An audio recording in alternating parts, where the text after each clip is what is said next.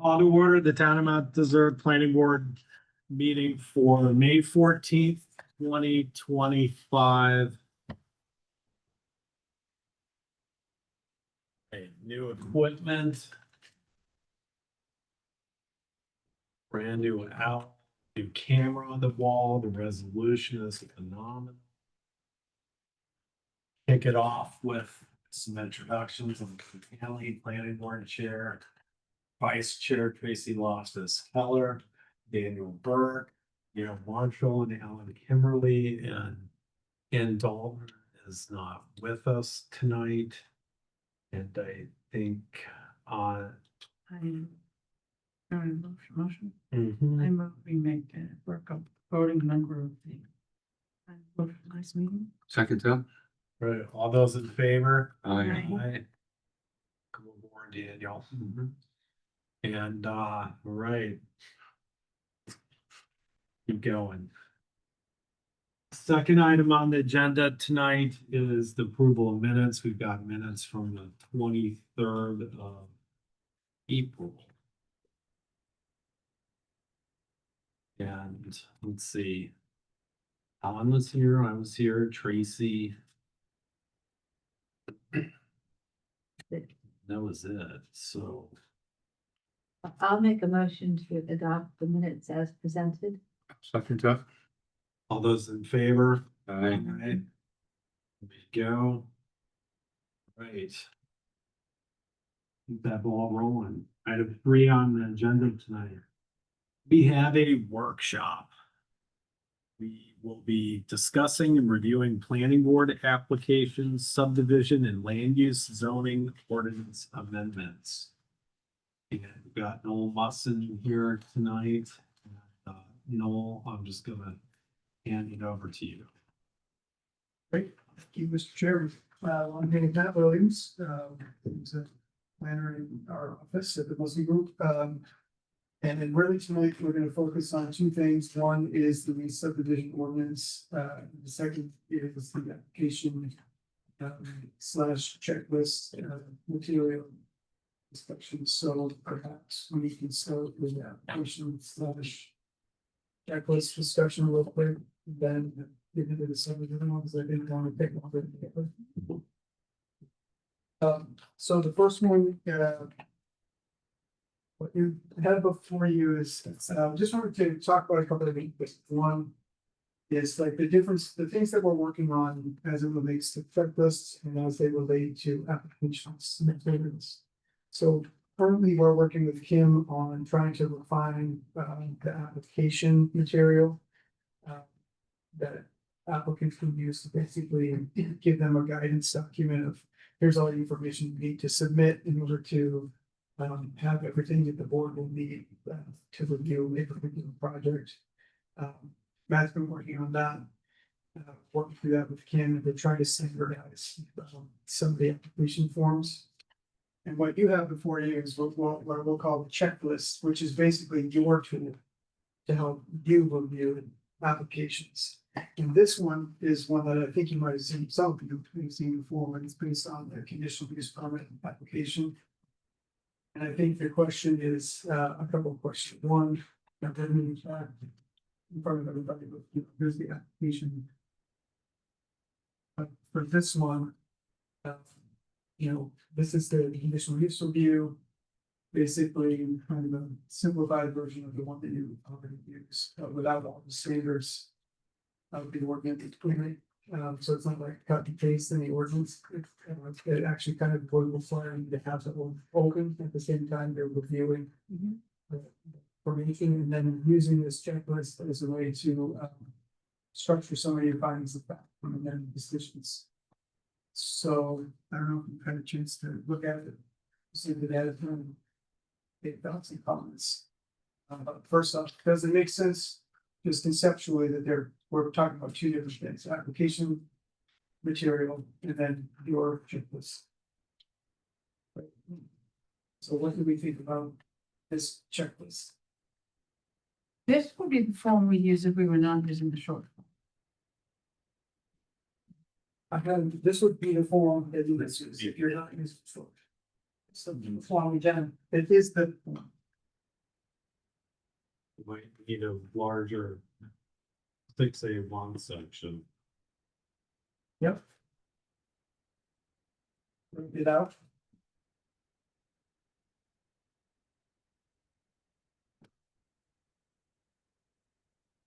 Also, this could be like a digital. It's actually kind of set up that way, right? So you don't, when you're typing it in, you could type it in as opposed to like handwriting. Can I ask a question? We usually have, where is the functions, where is the conclusion of law section for each of the subsections of 6B and 5s? This is my question. How are you envisioning? There's not much finding of that, not finding of wall.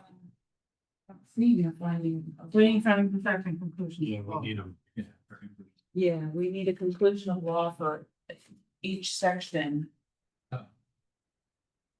And I think sometimes it's difficult enough. Use that we've had even conclusion of law in some of the certain sections, but it's been a long time since we've done that. And then the other question I have is, sometimes the shoreline zoning is not applicable. Don't see it on section 6C. Just something to mark it as it's not applicable, and we usually make a finding that it's not within the shoreline zone, therefore it's not applicable. Yeah,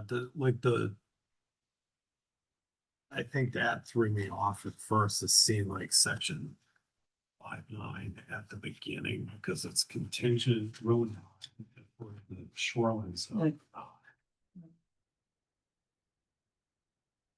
I think there's an option, the very first option to check whether it's in the shoreline zone or not. Okay, I see that. Into the last line in there.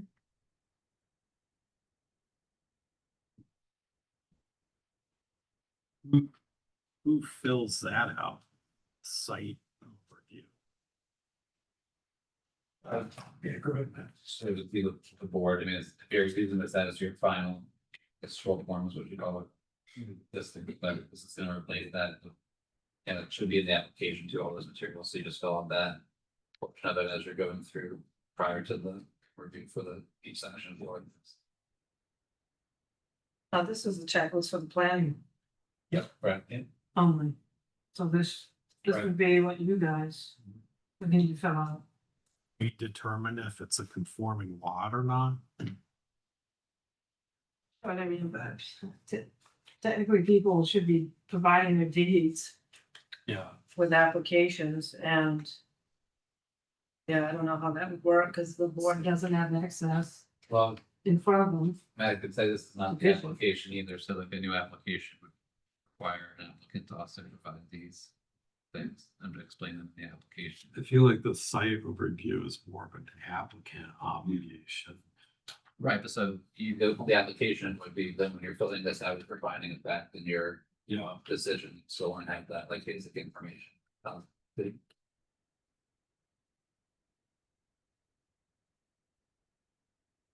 C, that should be C, C and P should be C A.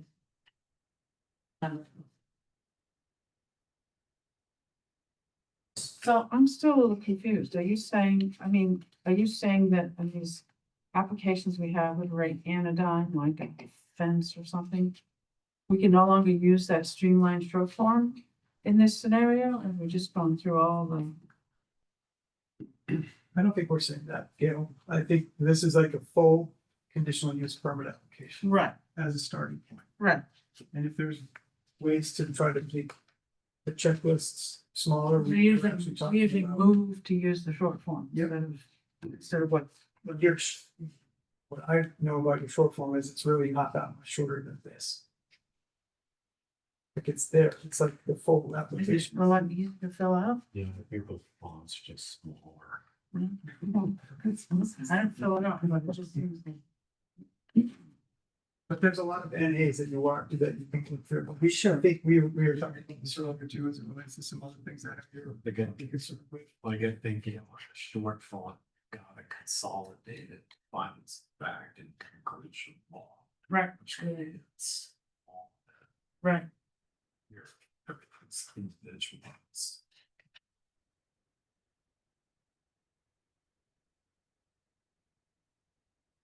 My other suggestion, not to have the defenses at a planning board meeting, but Mhm. just a suggestion.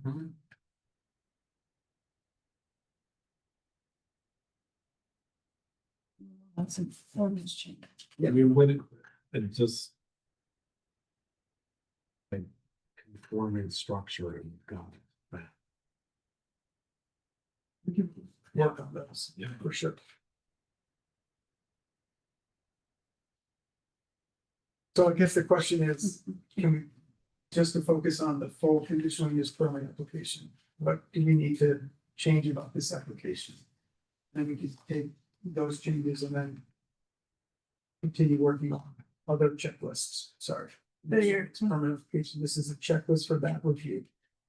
For your conclusion of law, because, you know, I'm a crummy scribbly writer, I would like to have like 2 more lines for the conclusion of law.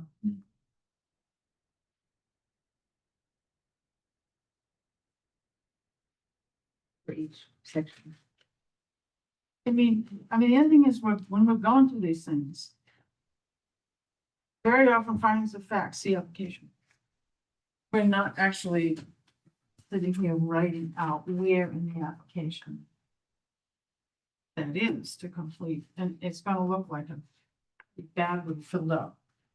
form if we're doing that, but it just seems like an appropriate thing to do in a lot of cases. Say, see application, pages 5 and 12. Maybe like a 1 sentence summary of what's in the application that does prove the finding of fact, and then just say, This is kind of like triple the length of our application. If we do that. That's my perception. I may be wrong. Very possible. What kind of checklist are you envisioning again? First of all, backing up for a minute. I'm dreaming of a non-conformities checklist. That's my highest priority, I'd say. Yep. I know that's in it. Because I didn't sense that this process was broken. Did I? I mean, I would agree with that partially. I think there were some alignment issues on the CUA checklists we needed in sections that were still on there, the air. The air strip. Sites Yeah. and that kind of Yeah, thing. yeah. And, guys chime in here, but I would say I didn't think the CUA checklist needed like a tremendous amount of rewrite. Right. That I wasn't kidding about 681. We probably should list the subsections Yep. of that. Sure. That. And I just think of like how I follow or how we should be following along. Again, how the CUA application is, you should have the application, have the checklist, and we should have to do so. And I think the primary issue there just has been the alignment of those three. Yep. Making sure as we're drilling down through all of that together, that, we can carry it across. So again, I've prefaced all of this by saying it is not really our application. This is not our checklist, this is your checklist, but Yeah. that was the reason that like what this is exactly what you just described. Yeah. It just takes out all the language, like what the current application / checklist does is copies the language from the ordinance into the checklist lines. And so what we've done here is just add the updated sections of the ordinance that got modified and then taken out the language of the ordinance that doesn't necessarily include the checklist. To try to streamline that process. So it wasn't like, this isn't, the intent here isn't to be like, here's a wholesale, redo of how you do your DCU, your conditional use of use. It's basically just to say, here's what the ordinance actually here's the structure of the ordinance, and I just need to go through it like you normally do. Want beta testing. I think we added language under the subsections, make it easier. So they knew what the section was and what it was about, but what Dole has here and what's been presented is ideally required that you look at your ordinance. Mhm. And just go through the section of the checklist, with the sections, and that's where you find the facts and conclusions of law. So you're, So it's not as long, the application, 20 Yes. plus pages, whatever. It's because a lot of the language in the land use zoning ordinance is in your application That's it. checklist. In the process, in the review process, does it matter, for instance, that we do section 5.9 first? No, It's always been that exact application, only because you've been used to that. no, actually it does, because one of the questions is if it's in the conformance of 6A, B, and C. They're just if just the procedural thing. Maybe, I'm happy to, yeah, maybe. I mean, you just want it more. yeah, you just put 5.9 at the end. I mean, my sense would be that you're not necessarily gonna have to go through and just because there's sections in here to write on. We're not, I'm not suggesting that you completely redo how you do it. If you say C application, you can just write C application. Is this the kind of feedback you were looking for? Yeah, I mean, we want it to be functional for you, and I don't, I think, I mean, as if I put my applicant hat on, it's more important for me to like understand the things that I'm supposed to submit to make the review easier in the end for both you and me. So I think that's really important, but procedurally, as an observer, I would say that it's much better to not have like the chunk, like clips of the ordinance in your checklist, because it's too hard to make sure over time that those sections get cut and paste back into the ordinance like every single time, but it's easier to say, well, we know that, section 6, B just got an additional thing to it, so we're just gonna add that on. But you should go back to the ordinance every time to make sure that you're actually reviewing Yeah. the standard that is written in the ordinance, because that's the legal document, not this. And this is just supposed to be a helpful tool to streamline your your review. And where we would struggle with the non-conformity thing, it's like, it's much more difficult to just create a straight up checklist. So what we're gonna have to do with that is maybe like create more of a roadmap for your review as opposed to like a checklist. Right. Still think that section is right to be rewritten and structured in a way that I did. makes sense, but back to this for a second. My perception is that when we're in a meeting, I mean, on one hand, it makes sense like for all of us to have one of these in front of us. But if somebody other than the chair starts taking notes on their document, do those not technically become part of the record? And therefore, I mean, They do be stay in the file. yeah, so we'd have to be aware of that if we're scribbling our own thoughts on things, as opposed to just letting the chair do it, or whoever's running the meeting, because that becomes. I agree, everybody should have a copy of the checklist, absolutely, when you're reviewing the application. Right, I would like that, but just be aware that you're creating a part of the record if you like. If you write, if you. Well, I think the secretary should be writing down what has been said amongst the boards as a whole, but not you doing it individually. Putting it all in one application. Right, on the, yeah, right, but I also think just from a public records point of view, if I'm sitting here taking notes for myself about one of these sections, I just want to clarify, I think that technically that may then become part of the record. I think if you have like one copy that's clean, that is the official copy. And if you have like printed out another copy for yourself, you're making notes, if you made notes on plan or something, that's not like. Yeah, I'm gonna have to. Like to know. You think having the ordinance sections on the condition of use approval application for an applicant to fill out is helpful, or do you? No. Because you're familiar, with a lot of applications, you do represent a lot of clients. Yep. So you're familiar with the ordinance, but somebody that's not familiar with the ordinance sees these sections and with no description, they don't know what they are. If you just have compatibility, and you don't have a description of what the compatibility standards are in the ordinance.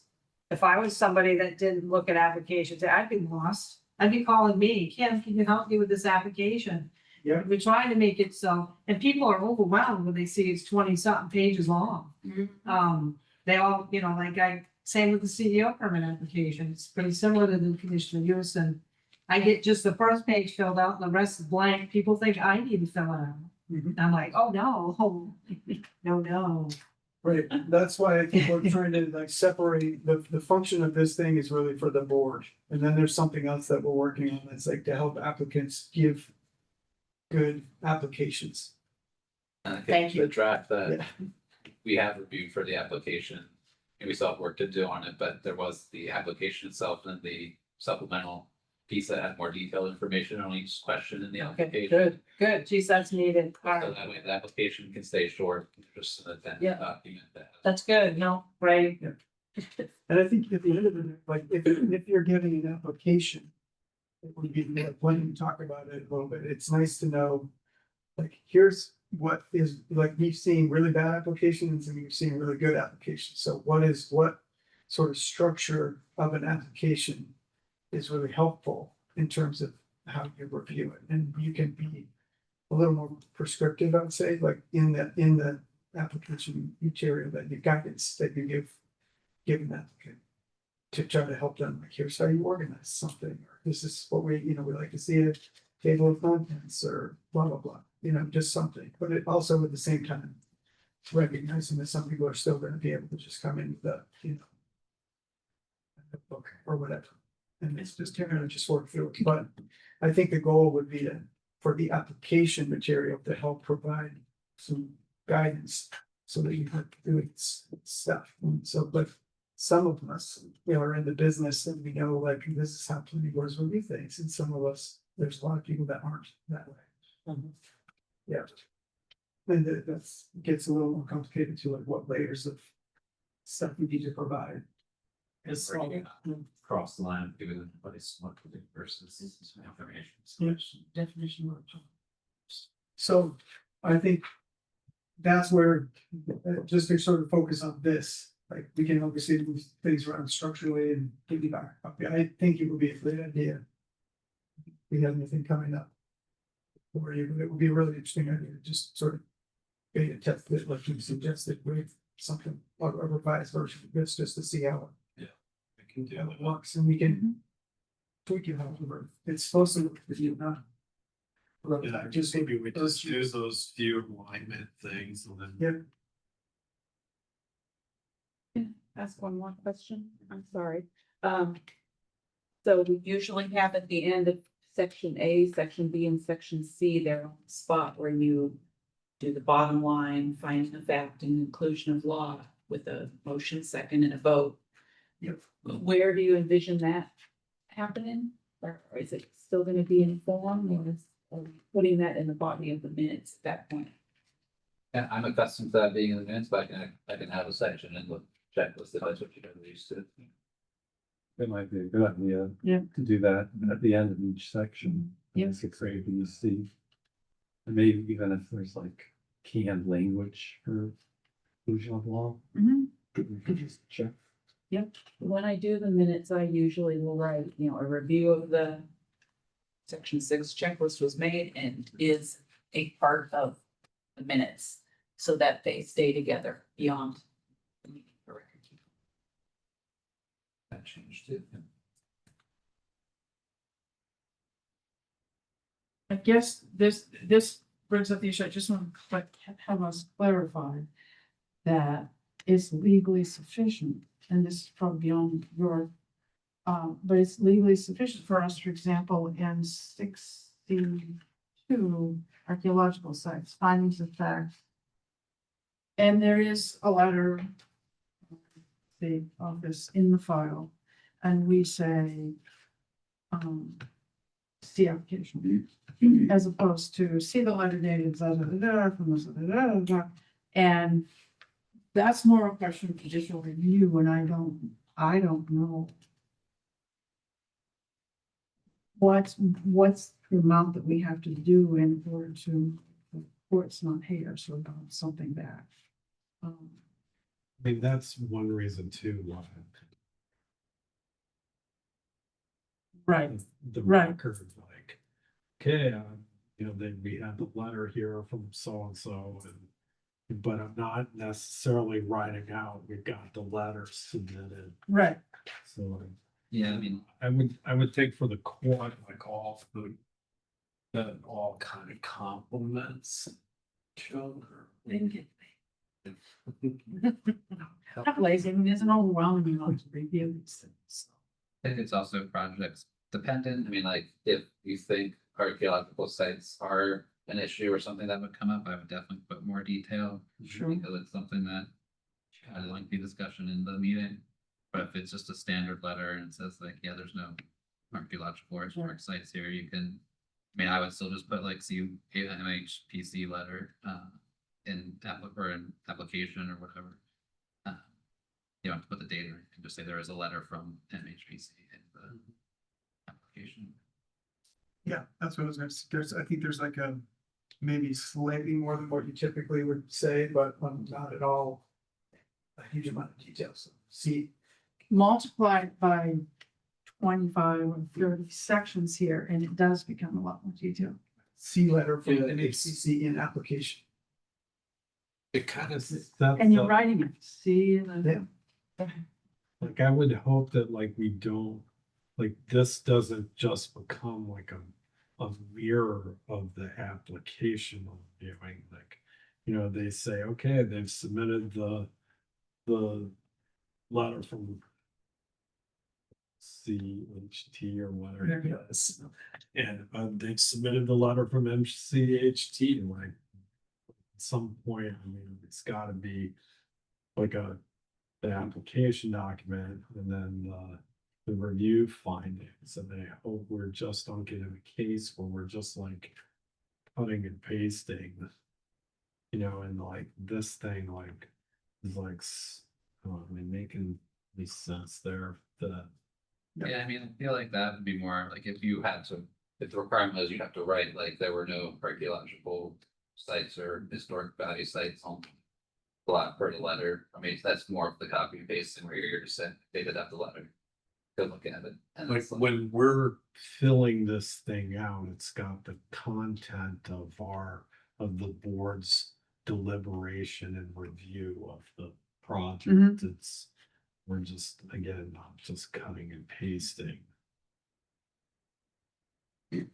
Yeah, that's what you should be doing. And I think what you were saying earlier, though, is that you're kind of narrating that Yeah. as you look at it. You hear this, you know, having sat through several of these before, you know, you guys are looking at the application and you're saying, okay, I see there's a letter from NHPC in here. And then you're technically supposed to be, if it says there are no archaeological findings, great, there's no archaeological findings. Believe it or not, there is some rhyme and reason to Yeah. facilitating the process. And what I'm trying not to do is what I was just describing. Right. It's just cutting and pasting and then I'm narrating to put into context what we're doing. But then if there is some substantive discussion and compliance or review considerations that, you know, it's on the document. Yep. I think that's the critical information that needs to go in here. Record that I have come to deeply appreciate your narrations.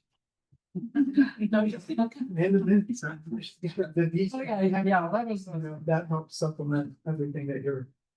So can I just be clear, do you want, see letter dated in this record? That's what I'm getting at. That's- Like, that's, I mean, I can do it, it's gonna your hours, but I can definitely do it. But is that what I'm hearing? I'd say no, just, I don't feel like. I don't think you need to, it's in the packet, you reviewed it, if it goes to court, it's gonna go in that packet. You can just say, letter, archaeological sites, either it's not applicable because the property is not shoreline zone, and that's typically where these are, they're along the shoreline. Or you can say, look at it and say, okay, you've done a review of the packet. Stop. Yeah, Matt, correct me if I'm wrong, but I think the totality of the record needs to indicate that you have looked at this information before you and the standard of the ordinance. And made a determination that the standard of the ordinance that you're reviewing has either been met or not met. And your findings of fact are, this is what we looked at in order to make this determination. I can speak from experience. This is acting as, the final version. This is like the legally binding thing. You'll send a copy to the applicant explaining everything. If there's something missing in here, it does go to review, and that detail's not here. What's spoken in the meeting, unless it is in the minutes, won't matter as much as what's on here. that's my point. But you are not doing that now. And you should be. If that's what you're getting at. If all you're Well, doing is that this, presumes that this is a prerequisite. Having a form like this is a prerequisite in order to create an adequate record. right, but you're As opposed to saying, as opposed to like using the short form and saying, and just doing the check and say, see application. But that's the same thing that you're doing now. It's the same process that you're doing right now. Well, it is, it is as long as it's not expected with a form, more expanded form like this, that we're gonna say, see application. And then say, see this in particular in this section, which I get what you kind of have to do when you've got really big applications, like you get the Q or something, you've got to kind of drill down and make it comprehensible, see. And if your applicant has done a brilliant job cataloging that for you, it makes it a lot easier. Yeah, I just, my goal is to just have us not fix anything that isn't broken. I guess what I would say is, again, this is exactly the same thing you have right now. It's just taking out the copied sections of the ordinance and just putting it into a new formatted document. It's exactly the same thing. We might have dropped a couple of sections that we need to add back in, but there's nothing in the process that's changed. So if you're not adding that information that we're talking about right now, then you should be. Because this doesn't require anything different. This form doesn't require anything different than what you currently do. It's just that right now, the system, the way it works is where the applicant actually just takes this information and fills it out the same, as if, like the way I do it, is fill it out as if I'm you. So it makes it easier for you. Right. But what you should be doing is looking at that and saying, yes, see that this is here. This is the standard, these things are that, which you. For sure. So I guess what I'm not trying to argue about an application form, like I'm an advocate for it, because it's really yours, but. Yeah. Like this document right here is it is what you already do, it's just cleaner than what the paper that you use today. It's just a cleaner document, it's different fonts. And it takes out all the superfluous stuff that you don't need to have. I understand that, but I sit here next to Bill and I see what he has to sit here and scribe. Yep. And this document just feels to me like it's anticipating something more extensive. And am I wrong? Am I just making that up? I mean, If I am, then we can move on. I think it gives us room to expand, but no, it's not a requirement. Hearing be detailed in your record of review. That's going to be the primary consideration. Sure. Yeah, I mean, if you don't think it's like a huge issue in a application, like. I just don't feel like we should be rewriting the application Right. on this. I think I that's. don't the even intent. think you, yeah, I mean, you might be just adding a little bit more to your citation, or instead of just saying see attached, you're saying see letter attached, but you're not saying like what's in the letter. But it just shows that you have reviewed the application and you know where, what the piece of evidence is that supports your finding that. I think we're already doing that for the most part. Yeah, I mean, I'm not envisioning anything different than what you already do. It's just on a new form. But again, it's not our form, it's your form. So if you don't like this form and you like the old form, Few notations then, Normally, what we had before, and we'll just keep with the archaeological sites, would be just, you would state, here's the letter. And, but we had a C application checkbox, but we did not add anything more, just the application. So I guess my question is what I'm hearing is C application is not enough. What I need to have a C letter from so-and-so dated on so-and-so. I'll say it's only not enough until it's not enough. Or when it's finally not enough. So like if no one challenges an application, it's fine. But if an application gets challenged, then it's. You don't know it's gonna be challenged, so you should have them all done Yeah. the same way. We would have to. Well, yeah, that's, I mean,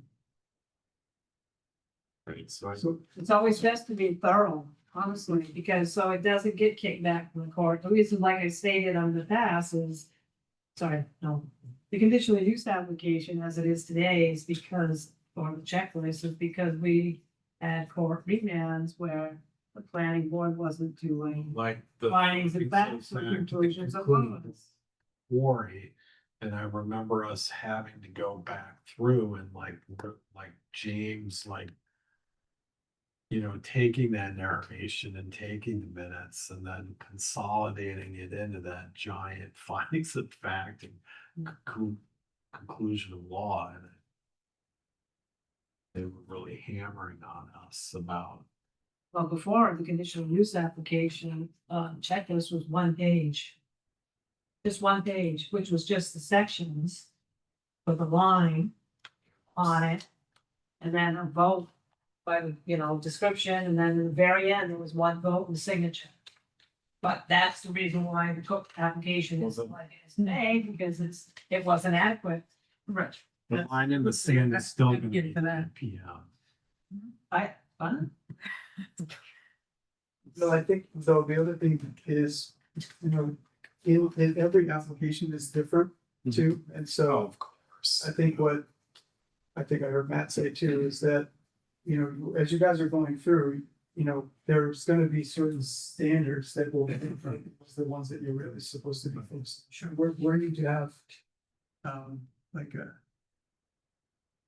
There, but I think you just need to, like, you know, you already do this, like, use your better judgment, like, we're gonna spend a little more time on this one, because this is the thing that we just spent 15 minutes trying to get the answer to, whereas. You know, the historical and archaeological thing is pretty straightforward. We already know what's in the application, blah, blah, blah, you know, see application, whatever.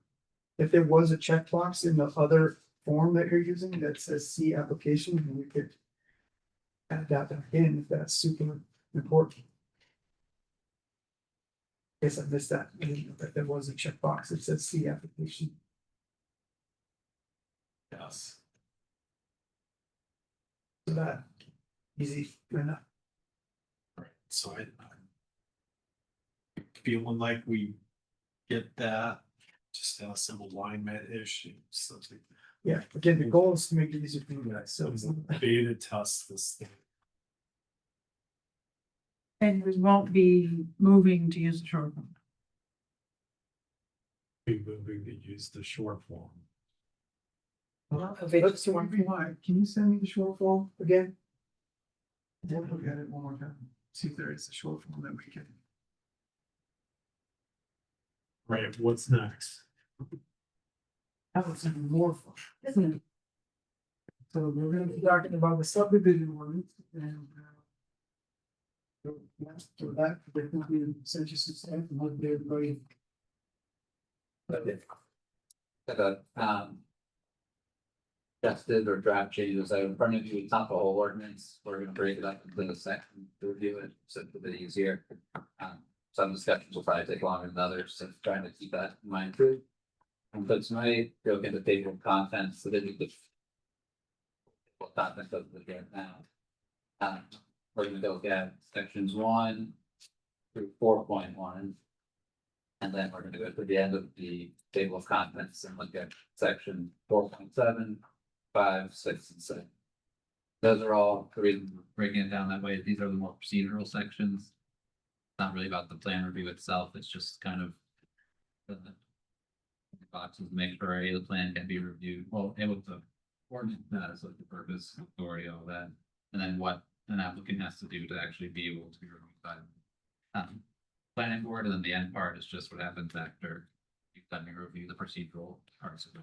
So it's just the full procedures.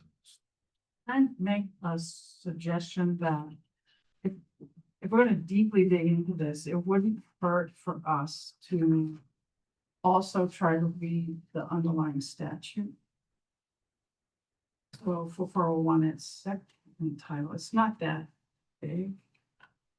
It just helps.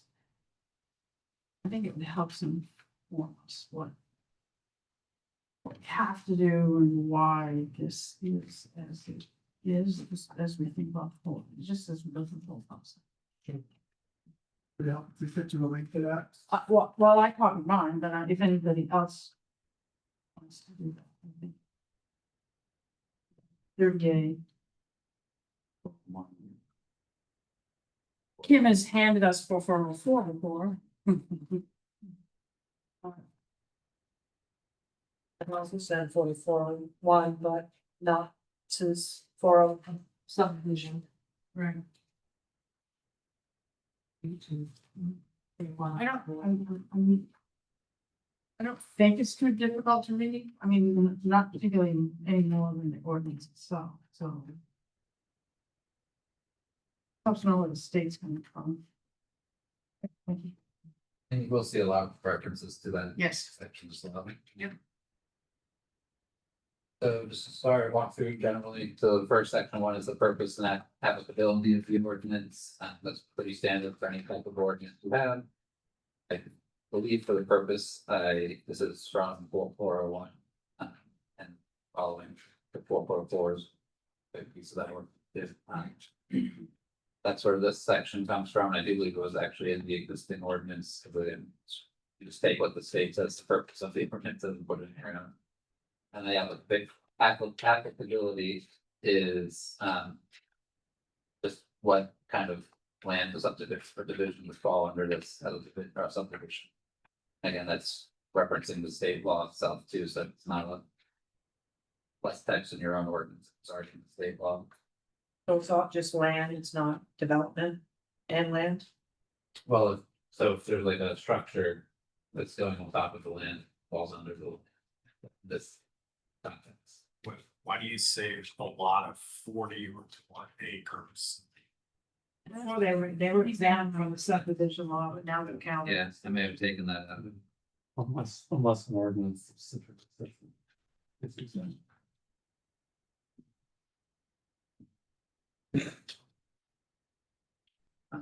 That's the first section. Section 2 is the authority administration. So this walks through, is where the municipalities' ability to create this ordinance come from home rule powers. And then was given the title and the name of the ordinance and when it was when finally adopted, you put the adoption there. And then the next section is the administration, so who's responsible for this ordinance. So the reviewing authority, the planning board is the ultimate administrator of the ordinances. You guys review the subdivision projects that come to the town, and then code enforcement will handle compliance after planning board review, so making sure that they're following conditions, that sort of thing. And then just also have a note there that no building, plumbing, or other construction permits shall be issued for projects that just in case wires get crossed or whatever, no one can start doing actual construction work until after planning board review. And then just a note about amendments to the ordinance, how that has to happen. That's your town vote.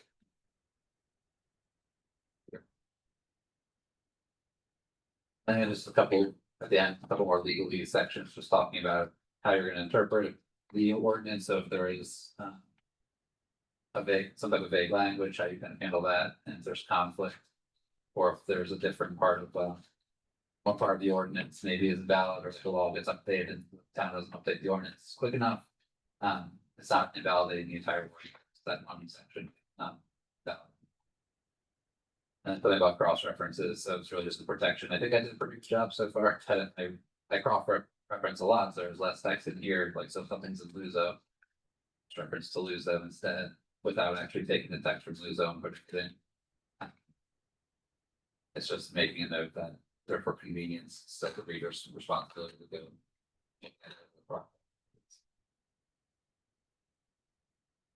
From there, you go on to section 3, which is really the like the procedural portion, the steps that people will take. So first, it lines up the types of project review. So this is new from the old ordinance. As a suggestion, I think it's been kicked around a little bit, but so I put in the idea of having major and minor subdivisions. And I took it a step further, so I'd like your thoughts on this part of having different review for subdivisions that are just land. And review for subdivisions that are just structures. And then you probably treat a subdivision that is both land and structure, similar to like a major land subdivision. Where being, another meeting will look at the review criteria where similar projects will have like more streamlined and easier review processes, where more complex subdivisions would have more requirements and require the applicants to fulfill more steps to prove like their burden of proof to you. And there's also just revisions to a previously approved plan which already exists. So any questions or comments on that portion? So far, we're doing is go through the whole part that we're doing tonight and then back the questions. The land subdivision versus structure subdivision. Isn't it anticipated that if you're doing a subdivision of land, that there are gonna be structures? Are you doing it that way because all those structures individually have to meet? their So- separate- So really what the structure subdivision is for, it's not, so if you have like a big plot of land, you split it up, and the idea is you're gonna put houses on there. Yep. So in lieu of not having a site plan review, or that is probably where project would go if you did, that would be a subdivision of land.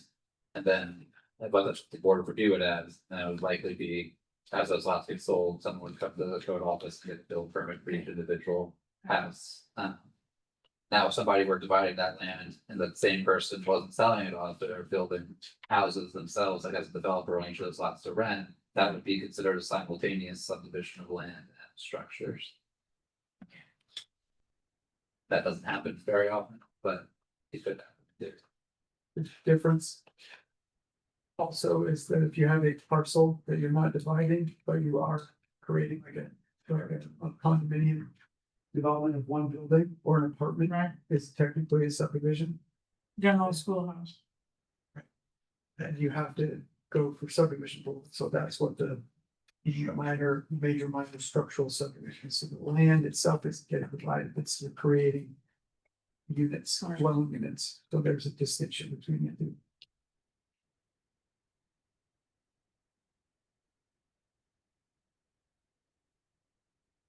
Make sense? Yes, good question, you. And then you have the simultaneous subdivision.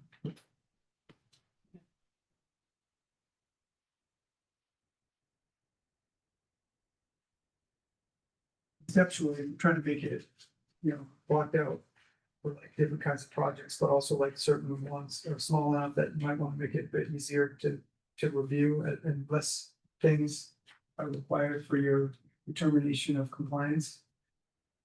Versus the bigger one, which you may want to have more studies for, different types of information for traffic impacts and stuff like that.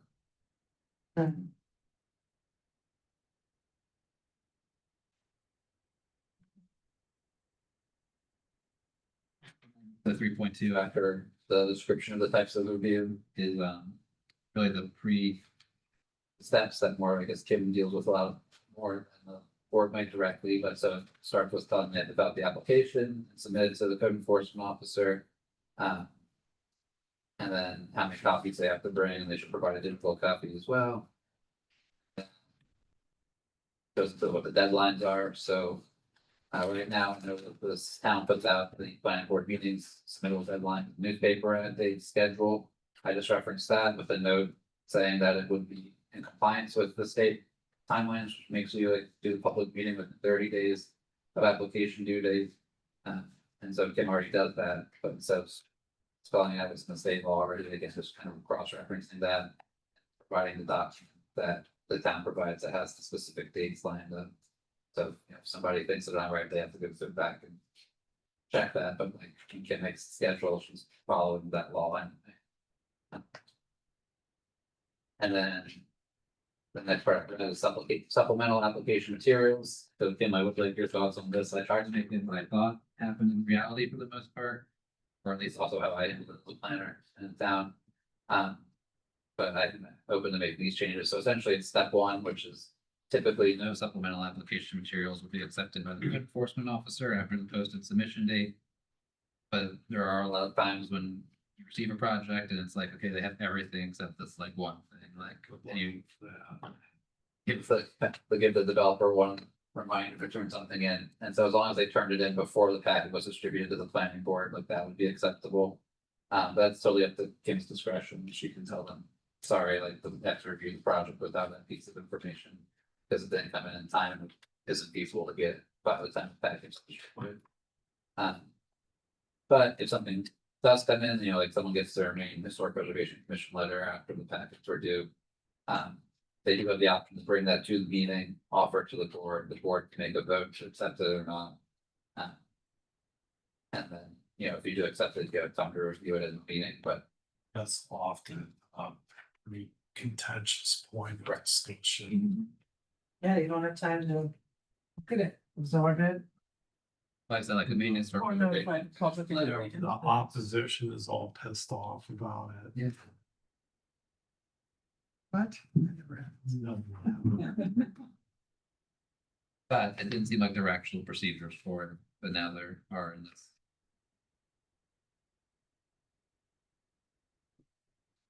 And. Yeah, so next would be application completeness, so. Kim will receive the applications first, review it, so she'll do an initial determination of completeness herself, again, just seeing if there's anything big missing. So that they have to know if the project should be even put on the planning board agenda. Again, it's not like a thorough review you all will do, but just making sure the high level items are there. And then, Are we gonna have like a checklist for completion, like so eventually we'll get to having a checklist for this ordinance similar we're to. still going and doing things like the site plan is a north arrow and the scale and the surveyor's name and like. Yeah, I don't know that I would put that like spelled out in the ordinance, that'll be spelled out like that because it needs to be required somewhere, but the checklist. I would probably just make like a generalized like numbers like so and so from the ordinance. And turn into smaller things that to do, so, it's. You can just check them all at once. Some of the exacting detail of that, I've often questioned, like. I would think that like if we've got a stamp survey, why are we breaking down the stamp survey information? More just to make sure it is there, like, and if it's in the ordinance, you're requiring it, so yeah, it's a stamp survey, but the. The burden of proof is on the applicant, and so like, you're kind of, the board should be. You can give deference to a professional surveyor, but sometimes they don't do their job, again, it's not a problem until, and so. Just making sure that it's required in the ordinance.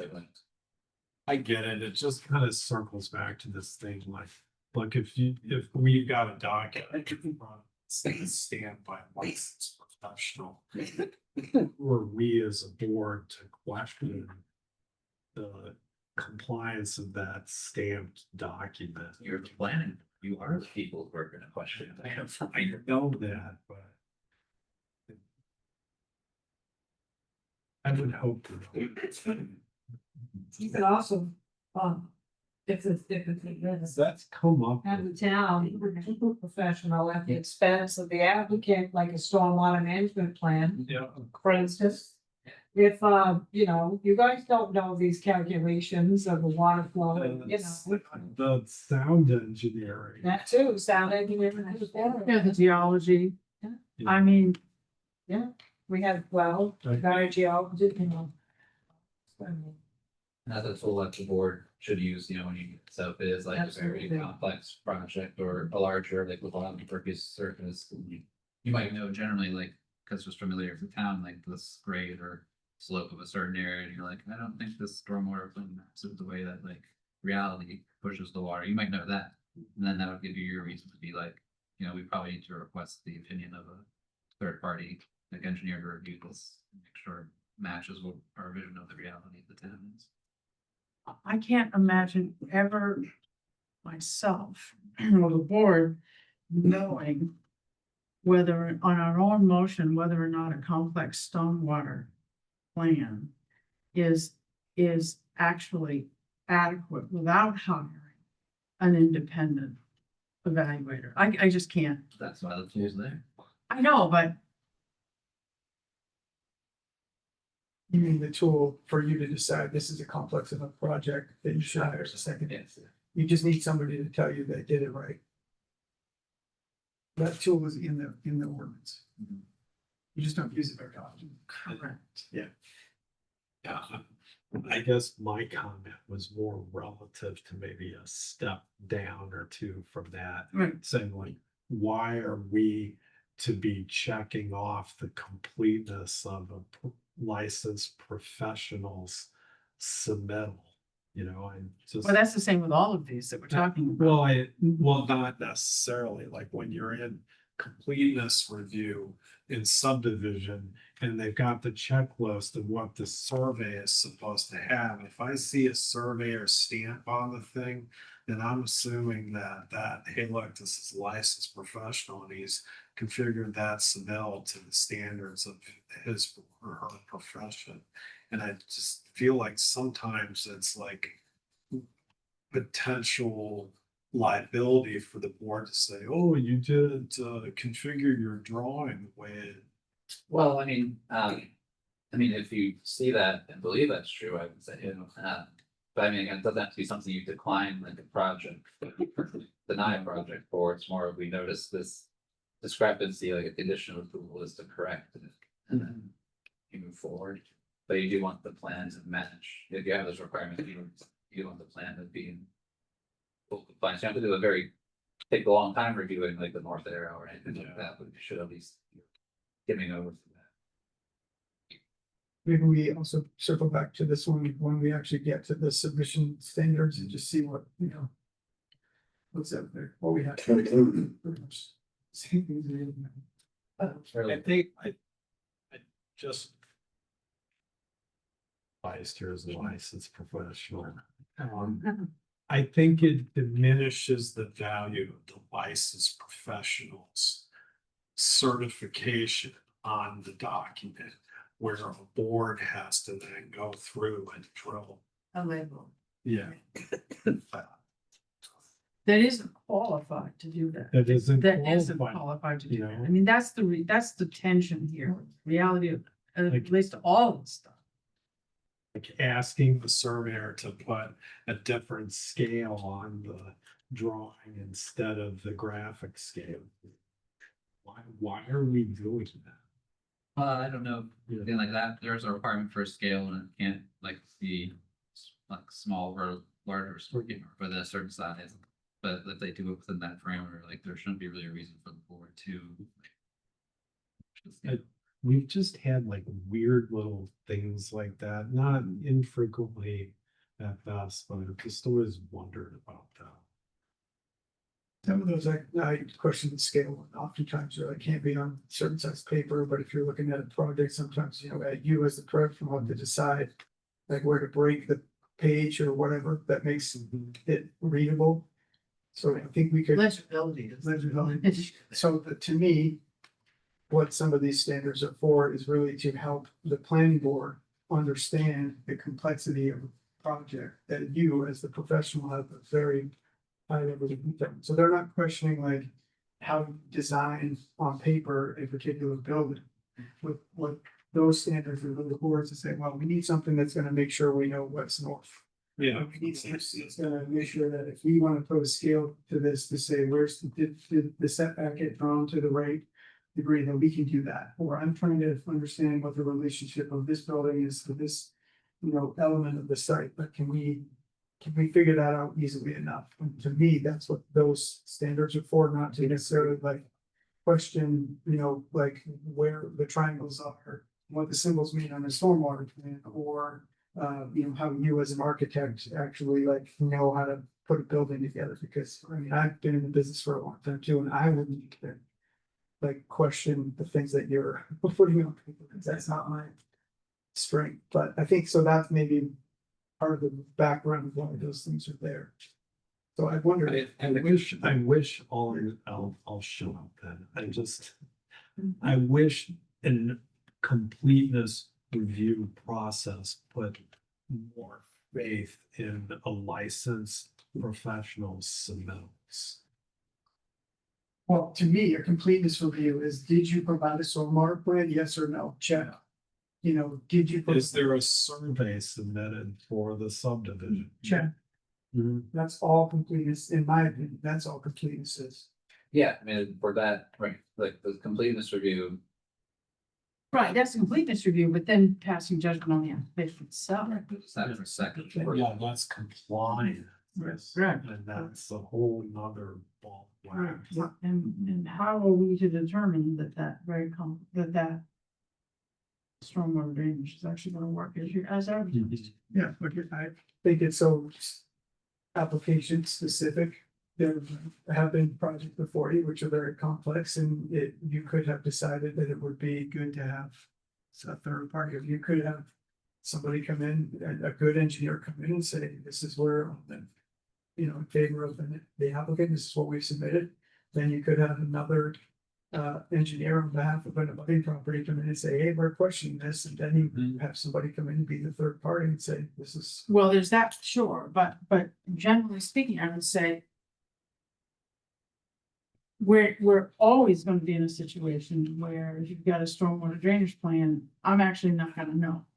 On my own motion, on my own knowledge, I'm not gonna know that plan. So do we then have a policy that says you submit a stormwater drainage plan and we're gonna have to have it vetted by a professional? I mean, I you don't know think what? I that mean, has to be the case. I think it's, again, you have a lot of flexibility as the board. So like if someone builds a duplex or triplex, that would come to the planning board for sure. Mhm. Like this one structure, if it's in a dense part of town, it just ties right into like the stormwater system that Mhm. the town has, like. You don't really need to understand like every number on that town system, more than likely can handle the stormwater from that project. well, you can have that case, you can have a letter from the public works director. Says it can. And so like you may not need to request a third party review for that, because the town is essentially taking on the burden of stormwater. As long as the water gets to that system, it's gonna be fine. But now if it's something with like a retention pond somewhere, or maybe it is like a much bigger, like impervious project with a lot of moving pieces, like you would want to hire a third party person to look at it. And I would still go back to the point, which is, if I'm applicant, I hired a licensed professional to do the job that is specified, Right. and their liability is on, if there's a license that they have, there's a level of trust to some degree. That when a licensed professional comes in, you have to trust them. Right. In the absence of somebody coming in and say, I'm a licensed professional, or I don't buy this, or you just don't understand it, you need somebody else to, give you an opinion, it's like specific to a different project. Well, that is kind of my point. I would think that they're hiring the company to evaluate the geology of the site and to do the borings and all that stuff. That company is putting itself on the line, as you say, but I don't personally know that company is issuing a sound report. And so my inclination is to say, unless there's some red flags that as an uninformed layperson I'm going to pick up on, I'm not gonna say, well, we need to have another evaluation of this by another professional. Also just part of the process of local government. Most of you are professionals in some fields, but probably not development. Uh, So, or stormwater, like, but that's just how the system's set up. No, I do understand that, but I'm just trying to figure out the full extent of our responsibility to do the right job. I don't know if there's a super easy answer. I know. I think you just have to go. Okay. I think it's the human component. Yes. Process. Yep. But what you require is the applicant to provide that information by professional. All right, soldier on. Okay, I would just say, if you have, again, as lay people, if you do think there's a red flag, then your real job is just to say something. So like, make sure the red flags don't go. Like, well, for sure. don't give too much of that first, where you're like, this person's professional, like, ask the questions, you don't have to tell them anything did wrong, just be like, hey, I see that for why is this. Well, sure, but I don't do brain surgery and I don't do borings in geological sites. Okay, After completeness is determined, let's go through the fees. Schedule is. It breaks down like how to pay the fee, and then this does talk about the special account that can be requested. Or if you need to draw down for a professional, so it's an escrow account that is filled up beforehand, so you'll see the project, you'll think if it was really complex, or you can request them ahead of time. So A, it kind of doesn't slow down the process quite so much. Money's already there, the board requests to spend it. As opposed to getting a project, maybe it's more complicated than it looked initially, and you have to request that money after the fact. you see boards or other towns having policies or thumbnail ideas of when they would request a fund like that? The size, the scope of the project. And I could come up with policies that I would use right now, but I don't think there really is a standard across towns for what. Well, let's hear you. I mean, again, like I would just trust myself as a board member, where like I've reviewed enough projects, I'm familiar enough with what process is for the town. Yeah, I know the town probably better than the professional doing the work does, so again, it might be intricacies that they might miss. And so just looking at it, you know, your job is to be a skeptic essentially, and like Right. review the process as if. Maybe they missed something in the ordinances are dense, this person hasn't done work in this town before, so they could have missed something. How did we do that in the quarry, Kim? Like when we had to hire the sound engineer to explain the sounds. Steve Collier was the one that got in touch with a He got, but it never went like into escrow. Did the applicant pay for that? the applicant paid for it. He just paid straight out. Yeah, they did. Yeah. The town got the bill and we had to win pay.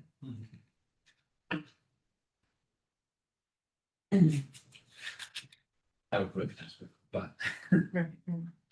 Cause I mean, the town is the person paying, and it's not like the applicant is paying another professional, they already potentially hired. Right, right. I think that's a procedural thing that if it comes up, we need to be aware of, because that's not how it is played out. As. Then there's the, so, yeah, once I fees just are, get corrected, I think it was an escrow now. I do, I'm pretty sure it was. yes, There was a certain amount that they put in there and then we had to find. I mean, it has It was, more because it was. didn't we have to ask for more? I think so, but it was in an escrow through the town. Yeah. It wasn't, we did get the bill, but we. Yeah. Only because we didn't know what it was, we would be supposed to be charged, but it wasn't an escrow. So we're sitting in a meeting and reviewing the application completeness. Or at what point would we be reviewing the question of whether there's an escrow account and how? And how the hell do we determine? And how do we determine what's an adequate amount? value of well, so, I mean, you wouldn't necessarily request the amount in a meeting, so say you get your sketch plan or preliminary plan, whichever one happens to be first. Or whatever, the applicant comes for you, so you get your first what the project is. And at that time is when you say, okay, we think we need to have a escrow account set up for money to hire this type of professional. And then the board, might be able to help you, but you just reach out to get an RFI, kind of like how much. Gail's got these test borings that she needs help with, and we got to hire a judge. No. Just. Yeah. Who's make, okay, put $5,000 in, no, it's probably. Yeah, you said, so like in that case, your motion would just be like, we're moving to does the board vote to make, or to make a motion for the board to request that the applicant pay or work with the state to establish an escrow account to pay for this professional to review this part of the project. And that would be the vote. Then you determine what the actual amount is after the fact once you figure out what the cost might be. I mean, you could also set a nominal number because you have the option to ask for more. Or you can. But we don't know what nominal is, that's the problem, that's what I'm saying, is it 5, 10, 20 You these can days? start with any like 10 grand or something, and then if it's less, they get return the money. I'm just, this all comes back to context for me as the facilitator of this process. When at the annual town meeting, I forget what warrant article it was, but for the amendment for the planning board budget, like for last year, I think we had a budget of 20,000 and we went over it by 74,000 in legal fees. Yes.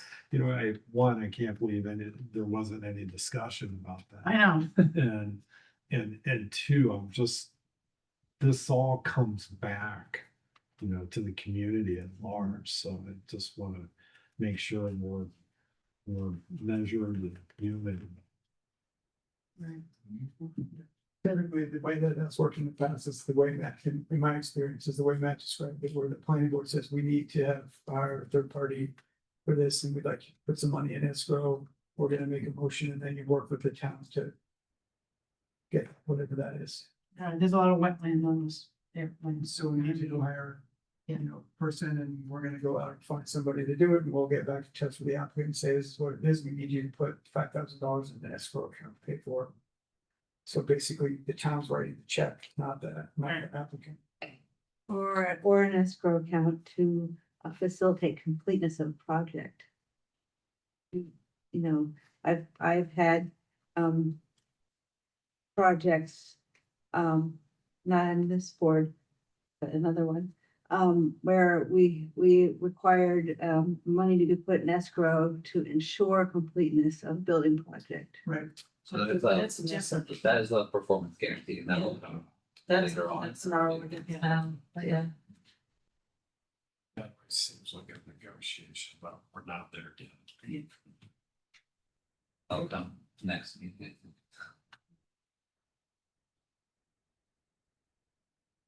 So after these have been collected and completeness is determined, okay, we'll send out the agenda and work with Bill to set the agenda. I'll get posted. Public hearing notification will go to the paper. let's talk about public. Yeah.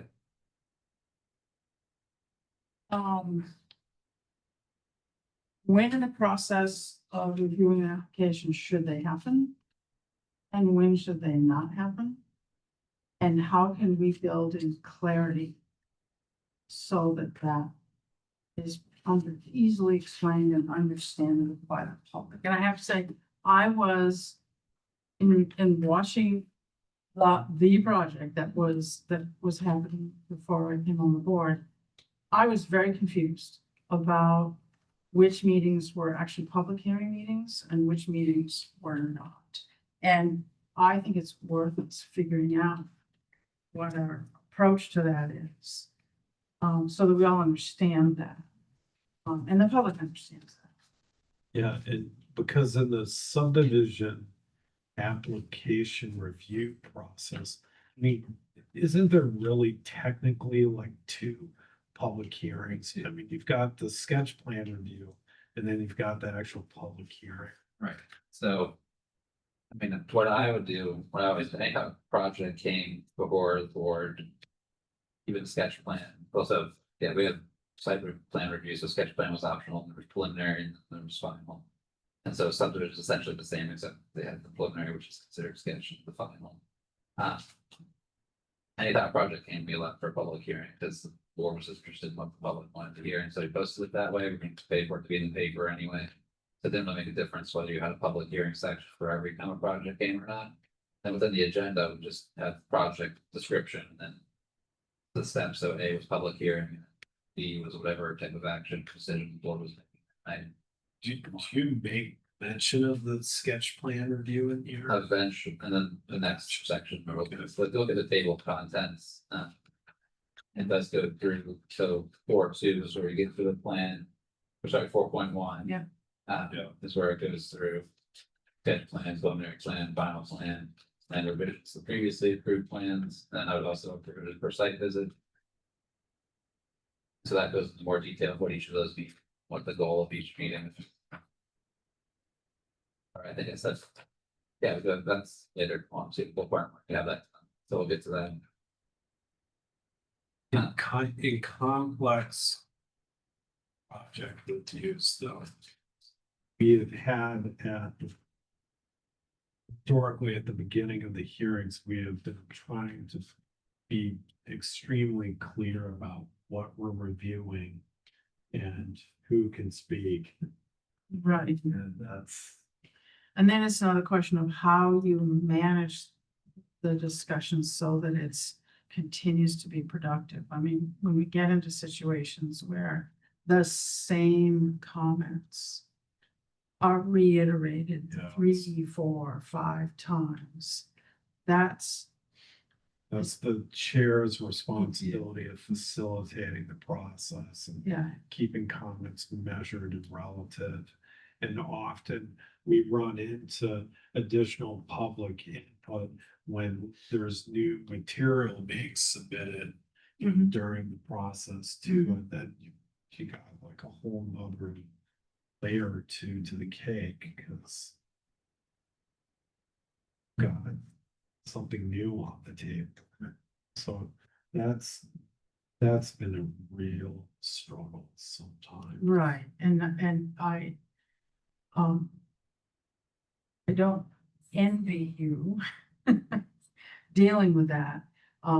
It's just that at some point, particularly if people are entirely, we're all entirely entitled to oppose an application.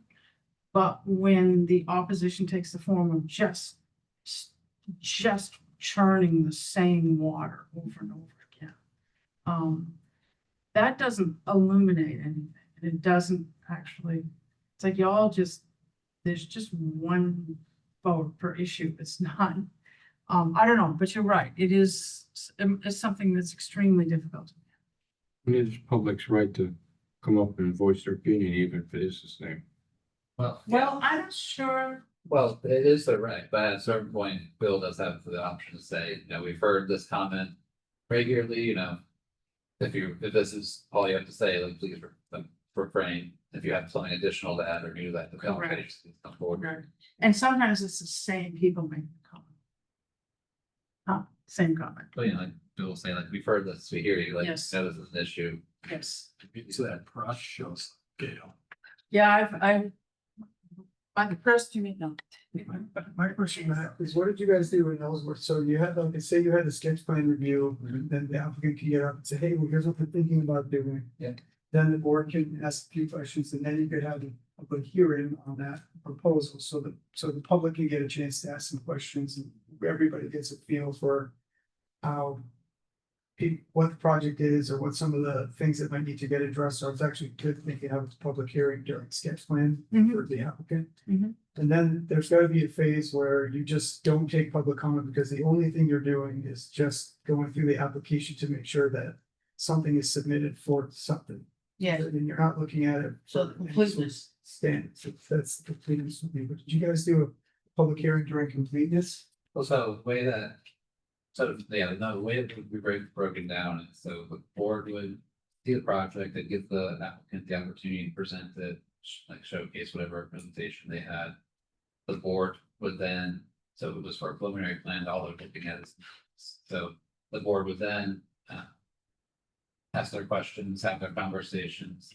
They would go through what they, like, if they thought the application was complete, or if they noticed things are missing, as they asked their questions or point out to the applicant that something was missing. Then they would open it up to the public hearing for the public to give their comments. And then they would go back to add additional discussion and maybe came up because the public hearing or just thought of something new. And then they'd have to go of, is this application complete or not? So that makes sense, because that if it's, oh, sorry again, No. if it's, you know, if the public only gets to speak at the public hearing. They might have brought something up at the completeness that the board didn't see or the applicant didn't think about, and then at the public hearing, well, what about this? You know, and it's like, well, we gotta table it because now they're gonna look at that, or, you know, Right. it makes sense to allow the public to speak at the completeness review. I think that's historically, if it's not a. That's how it's like been a done. Super controversial project, that's when you would- Yeah. hearing the nation is to do that anyway, I think.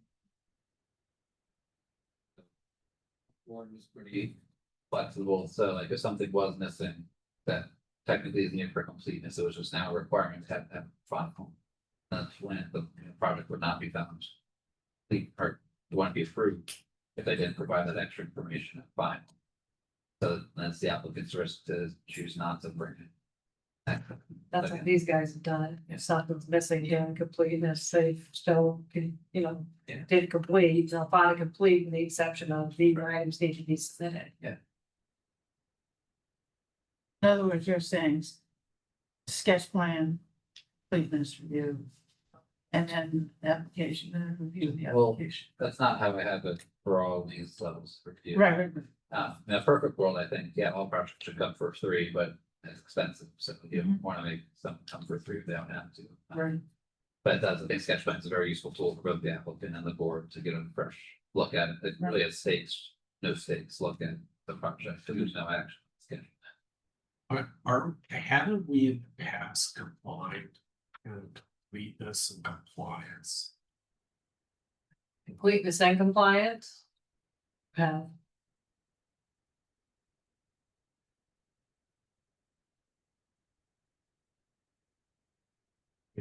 Essentially, there's like, this is a 4-part process. It's sketch plan, completeness, compliance, and public hearing. Kind of, I mean, so. So if you're talking about just subdivisions, so the way the state works, if they say it's a sketch plan. As part of like the required hearings, the way that this is set up, you don't have to call it, so the way we're going to be set up is there's a sketch plan. Which will be required for some. But not all of the projects, bigger projects will be required to come for sketch plan. But it's an option that's open to everybody, and then the required here is really on the preliminary and the final. Yeah. So the preliminary is where you focus on completeness. Right. And that's when you have your more in-depth analysis of that. It's not really, we're not really reviewing it until it's submitted after sketch plan review. Alright. So the sketch plan is you get to look at it and ask questions, and get more information or. Give it flavor. and Yes. Prelim, yeah, it's your prelim waiting one-on-one kind of. Discuss it. Yeah, they don't, I it think could be that- on, So legal action. sketch plan. right. Here's an idea, you guys get to stay like you've done before. Yeah. Here's I the think first that idea. used to throw me off, like, okay, the subdivision review process is starting and wait a second, no, it's not. We just talk.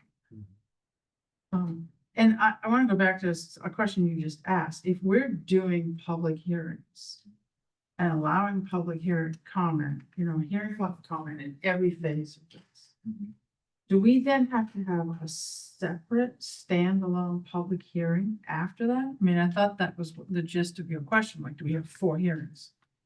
I mean, if we are So- reviewing the application, Gail, it's yeah, yes and no and maybe and. I'll say the way I think is the cleanest way to do it is for every project, you have a public hearing for it rather than one public hearing. Right. For all projects. But so, yeah, every time the project comes, you're having a public hearing for that same project. So for every step in the review process, you'll have a public hearing incorporated into that step. Yes, So you don't have a special public hearing. So you're correct, gonna- that's what I, You're gonna have a sketch plan review and you can have, you'll have a public hearing, which allows you to have public. But the- Preliminary plan review, which will be a public. But we're not having public comment about completeness unless there's some really specific thing driving that. Well, it's well, we really, won't know until the public tells us. I would that. say the general public hearing, you're not really holding public hearing with just completeness. So like if you have a preliminary plan review where you are specifically paying more attention to completeness and making a vote on it. The public still has, you could limit it, I suppose, but generally I haven't because people can only come to certain meetings sometimes.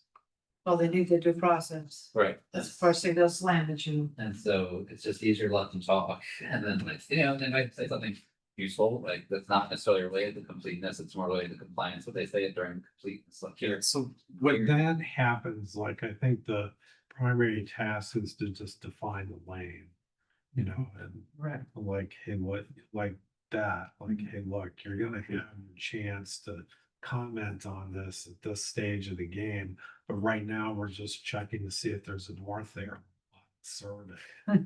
Right. I mean, if someone says like, well, I can't make next month's meeting, then you probably let them talk or something like You that. know, I think it gives you a little flexibility, but you could also set it up like, okay. Public member who wants to talk, is there something in your comment about, is there something missing from this application that would help us? Or you determine whether or not this is consistent with our rules?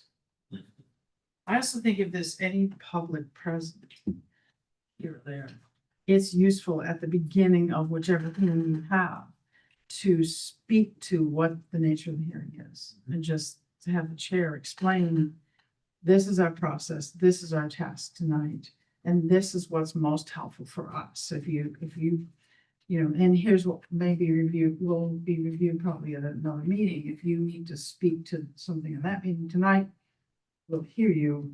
But this is what our focus is to be and what will be most helpful. Yeah. We had a very good chair in Ellsworth and he would always, at the beginning of every project, of a sketch plan, he'd always be like, this is a sketch plan review, the board will not be taking action tonight. If we're just Right. getting an understanding what the project is gonna be, it'll still come back for 2 more like public meetings. Right. So yeah, just gave everyone up so you can understand what's the context of the hearing was. Yeah. I think You've done. yeah, we, Yeah. I think the idea of like setting up the public is, sometimes it sounds really painful. Having sat here before several times, but. The idea that it's baked into the process gives you. It allows you to do what you already do sort of naturally, like we're a small community and people know each other and want to provide that.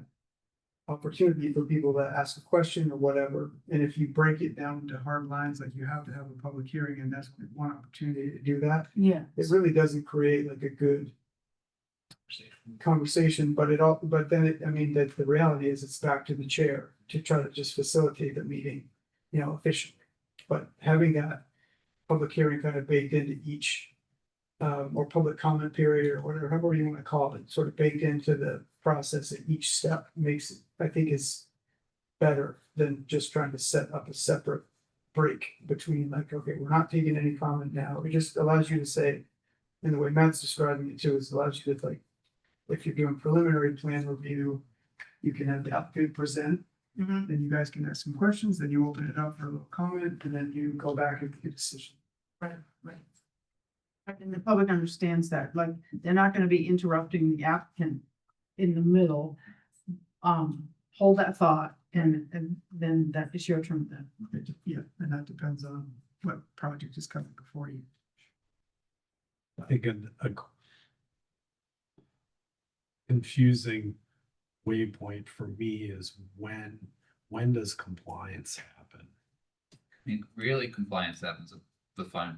So like everything needs to be where it is, like Right. meet the standards, everything. Like they've had their opportunities in previous meetings to hear from, like you should hopefully catch it before the final meeting. So they have like in the preliminary, you're like, you have traffic study, but we noticed that your results actually don't match our performance standards of the ordinance or whatever it is. But we go through all the completeness first, find the application complete, then we go through compliance. Right. So like you've got the traffic study, it's in the document. Right. But at the But- compliance meeting, it's like, does the traffic study do the job? But Does it's, it answer all the concerns? But you might, so then, I'm not sure how, the town currently does it. but it's not like you're doing this tandem drill down through it, like, okay, here's the traffic study. All right, well, the traffic study says this, and is that acceptable for the standard? And well, yes, okay, then we're not doing that. No, I mean, I would say yes and no, so like, that's why there's two meetings, so like, you have your first meeting, which is very focused on the completeness factor, like, there's everything that needs to be in here, like. And while you're reading all that, to see if it is in there, you're probably also reading what the results of the study are, or something like that, so you may notice something's not in compliance, but that's just not really the focus of your review that time. Right. And then, so you might get something. Then the final hearing is where you're like. This is really focused on the compliance part of it, you know, the studies are all in at that point. Does it meet the standards by law, and then like, as you're going through that. Hopefully you did a very thorough completeness review, but just for the record, you will probably review completeness one more time, but it should be quicker because you already did a thorough review. So there's a completeness checklist, but is there a compliance checklist? I don't see anything in here. Not yet. Not yet. Well, in a way there is, it's the performance standards are really where your compliance is gonna come. So that's what you're checking to see if it actually, the performance by those standards. And that's really where you're looking for, what I call general review standards, but that's where your compliance comes in, that those categories have been changed to just meet the.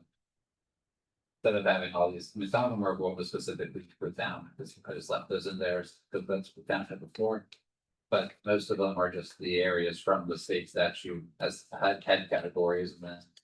Like a cross-reference, or there was a specific standard in there, baked in that they have to comply with it.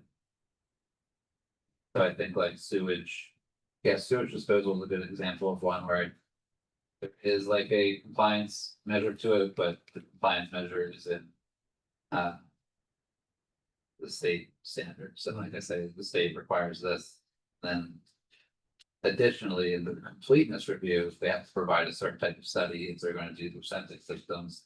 So you're also looking to make sure that that study.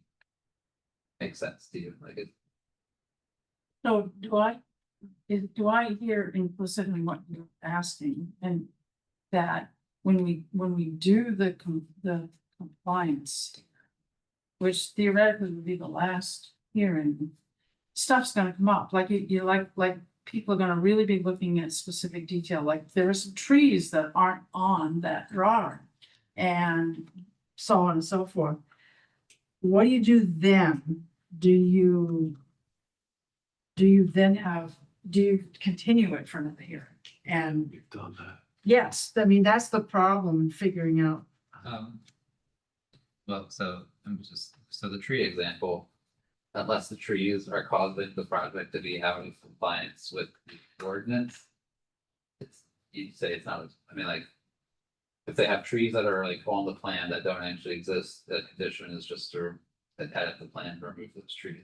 Like that's not something to deny a project or you shouldn't, and that applicant could probably sue this town in that case, but. We would have a very contentious hearing, Not contentious. and the public is drilling into every little. Where are they gonna put their trash cans, comments, Well, then you've, that's the compliance. right. So the question then is. Are we not, in situations like that, it's likely that we're gonna get to a point where. We end up continuing a hearing for additional information, and then before we go. Yeah, we've had that. I remember, like in the quarry, like I remember, okay, like in completeness, here's the site plan, right? The site plan's got this and that, well, and then we get into compliance and we've got something comes up like, hey, look, you know, what they're showing on the survey isn't this, it's this, and they need to clarify that.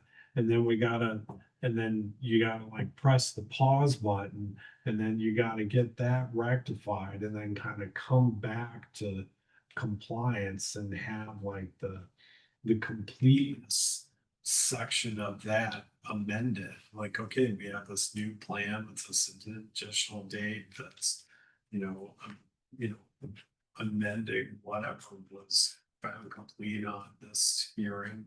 And it's just, it's what according to 10 years. And then you gotta get to the question of like, because then you're gonna have another hearing that's full of people who wanna raise Yeah. objections all over again.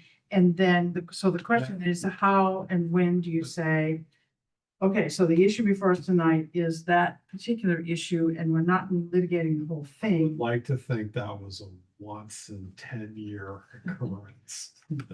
Not once Maybe in a hundred. twice. Yeah. Well, I mean, so really, so the power that the board has is to make sure the project is in compliance with the standards in the ordinance. So if it's something that's outside of the ordinance, All it's like too bad, so, but All I'm getting at is that we've had issues that piggyback between previously found complete items and compliance. And yeah, I wouldn't have gone back to amend the previous finding of completeness. Like if something wasn't complete before. So you voted and said the plan was complete, and then they come for final, they don't have something that they should have had. The board missed it, but someone in the public caught it. That's a reason to deny the project, where it's like, well, we have to table, or you could table it, say like, we're not voting on this, you need to finish this, come back, we'll talk about it later. If it's a requirement of the ordinance. If it's just like extra information, like if it's a tree thing, people are like, well, we really wish we knew what kind of species of tree they were planting. It's like, well, we don't really regulate that. You can ask the developer, but like, we can't vote or make a decision on that. It's another thing is that we've had public requested information to be submitted on like site plans that isn't necessarily on the completeness review list. And that was so specific. Yeah, I mean, that instruction to the public then is you can ask the developer to provide that information to you, but like the board can decide not to request it or make it a requirement. Yes, the information that you're looking for, if the public makes a comment about something that's either on the plan or not on the plan, the question becomes, okay, they've submitted a buffering plan already. And so then that additional information, the question that you're asking yourselves is, does this additional thing that they're saying help us make a determination as to whether or not it meets the standards that they're trying to meet? Or did they do that? And then sometimes the applicant would say, yeah, I'd like to submit, that's a great question, I'd like to submit more information. Or again, if I'm sitting as the applicant, I might sense the tenor of the board and say, we'd like to table this and submit more information. But the real fundamental question that you should be asking yourselves is, does any additional thing help you make a determination about compliance with the standards of the ordinance or not? And if it doesn't, you don't need to ask for it. Because the point of the ordinance is to give a level set of standards that everyone has to follow, so that you don't overburden a particular project with more than another project. I think it's really the buffer between like people who just don't want projects and come up with excuses about not having, versus the board is the boundary line where that works like, no, we have this ordinance, these are our instructions, this is what we're requiring, and as long as they meet these requirements, it's a completed project. Because that gets to the issue of enforceability. We should not be requiring things that we have no means or right to enforce, right? Most of the time. Okay, because you can create conditions, the board has that power, and so it may be useful to have a very specialized condition for a project that maybe the ordinance doesn't cover, because it is such a niche and specialized circumstance. Well, sometimes you also want to be good neighbors, Yeah, and if the applicant's willing. right, so if the applicant's willing to do something outside of the ordinance, again, you have that flexibility, you can make it a condition that they have to then stick to their word that they told their neighbor they're gonna do something, or you can just hope they're gonna be a good neighbor if they're willing to do it. And if they don't do it, then it's like, well, now they're a crappy neighbor. Right, but but it's not, again, I'm, as a board, I mean, I think that's crappy neighbor stuff, but as a board, I'm concerned that like, well, you said you were gonna plant screening in that area. And, well, I say I did plant screening, well, I don't like that screening and it comes back to the board, well, Yeah, I mean, if they don't, or the code enforcement officer, you know, it's like, not liking something is not anywhere in an ordinance, so. right. As long as they meant whatever the width was and the height requirement was. That's why I like to be careful about making those requirements if they're not, and if I can't point to something in the what. Yeah. 6A, 6A. One. Compatibility. Oh, yeah, how did I forget? That's same. Okay, thank you.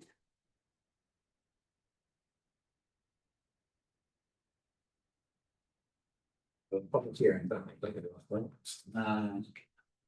And so next is the notice to abutters. Right now, the requirement is that, abutters within 1,000 feet of any boundary line. This doesn't say when in the process of understanding notified. And it doesn't, and I'm not sure you want to put a timeline on it. I mean, it has to happen before the meeting, obviously. Because if you're mailing it, you can't guarantee when the notice is actually gonna get there. Right. And that's why you don't really wanna have too specific of a date.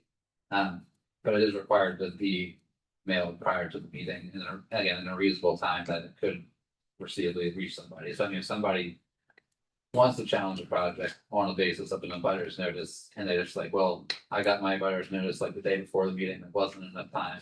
Mhm. You know, that's their choice to challenge it that way. They have the burden of proof of them trying to collect the information. It's like, you're the one who mails out the abutters notices. You'll have a record of the day you sent it, so maybe you Yep. sent it like with plenty of time to get there, but something happened in the post office that didn't be noticed. Right after the meeting. Then you feel really, like, it's not your fault, like, Right, right, something right. happens, the city or town's Right. cause it to not show up, but this town did everything it could within its power to make sure the abutters were done. I guess what I was asking in a different way is, if we have a deadline, it's gotta go out like 2 weeks or something before the meeting. And then, I guess that doesn't add anything to the presumption that they got it. Right. That's what I'm, I thought you were asking at which point in the process are you required to send a butters notices? Is it a sketch plan? Is it for every meeting? Is that, Well, every meeting, yeah, well, sketch plan, I have to send a butters notice within Yeah. 1,000 foot. Can we change that number? Does it have to be 1,000? it does not have to be this. Can we do like just like a butter, like across the street and, yes, or do you want a perimeter? I would have a perimeter number, Right, 100 feet? but I mean, 1,000 is a lot of work. it is a lot, and And I have to do it, and yeah, right now I have to do it twice. yeah, For and so. completeness and for public hearing. In Ellsworth, we had two options, and it was based on where you were in town. In the denser part of town, it was 250 feet, and then in the more rural parts of town, it was 500 feet. So I don't know if that necessarily same standard makes sense for, but you don't have that, it can be significant to over. Yeah, 1,000's pretty extreme. And I think it's a very wise. Because people are like, why am I getting this notice? I'm like miles away from this problem. And well, because you're within 1,000 foot radius. That's why. And lots can be big, and so yeah, like, Yeah, and I hear that a lot. you know, the other Yeah. side of the lot that. I think we should change that, so maybe like 500 or 250, 250, 2's a good number. It's nice. I mean, just thousands. Yeah.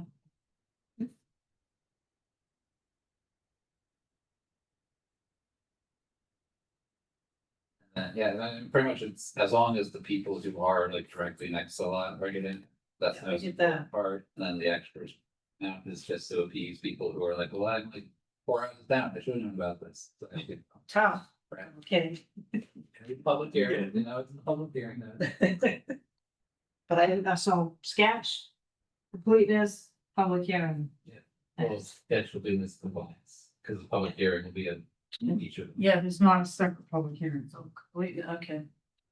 Actually, Completeness and preliminary plan and fund. sketch, completeness and compliance. But Huh? You want the right proper terms that we're using? It's called sketch, preliminary. No, I don't want it. Thank you. Another requirement is that somebody is at the meeting for the applicant, could be applicant themselves, or at least not representative presenting the project, answering questions to the board. And yeah, Shows up. really, Really? I never ran into that. What's that? I mean, that's been more of a conditional use application thing when we've, like, no one's online and no one's here.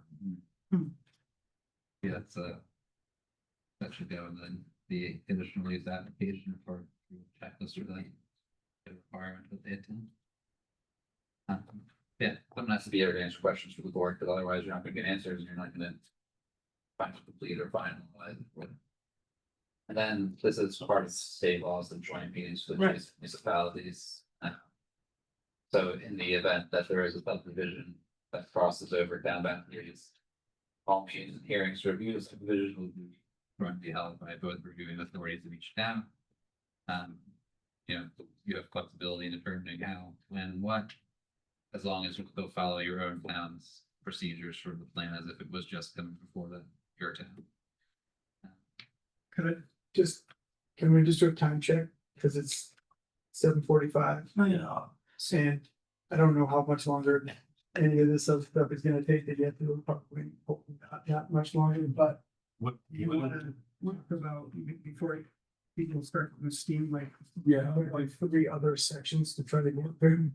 Yeah, so I think we're having a good discussion here, but I also recognize we're about 2 hours Yeah. into it.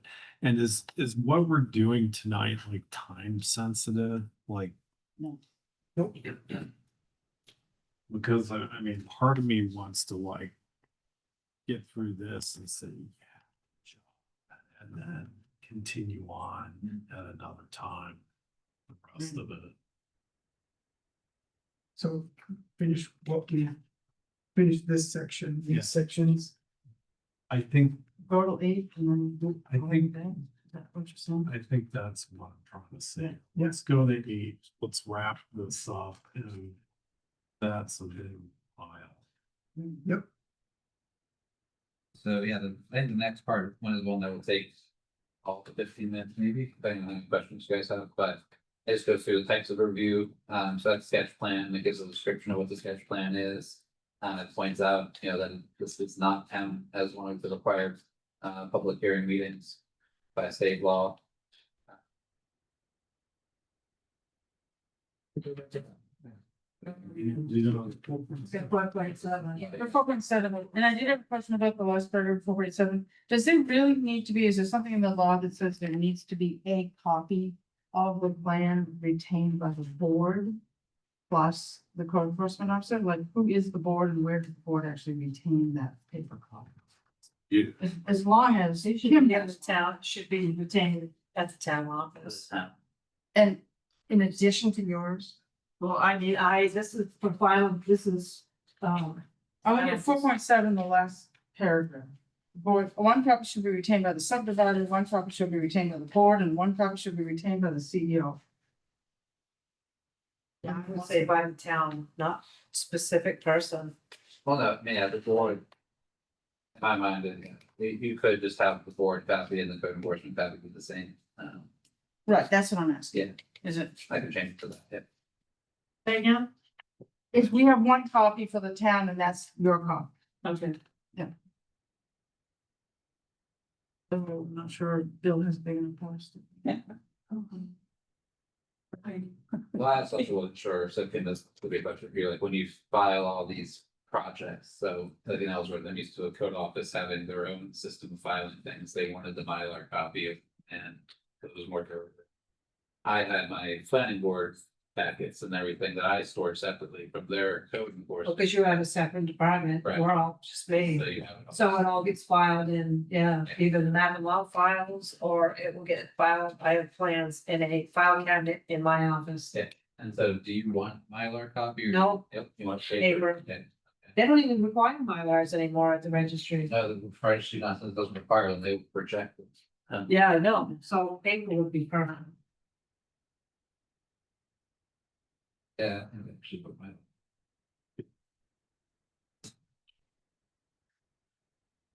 And I like the Mylars because they're sturdy, but Yeah, so 4.7, I guess it's, yeah, 4.6 is 4.7. So 4.7 is just the final decision procedure, outline a timeline for, essentially what is the future checklist or future finding of facts and conclusions of law from the board will be completed, given to the applicant. So they know what the final determination was. And then this is timeline for you all, so it's 30 days in completion of the public hearing. Or 60 days within receiving a complete application. Those timelines kind of work out the same because you're supposed to have your final hearing 30 days after the completeness hearing.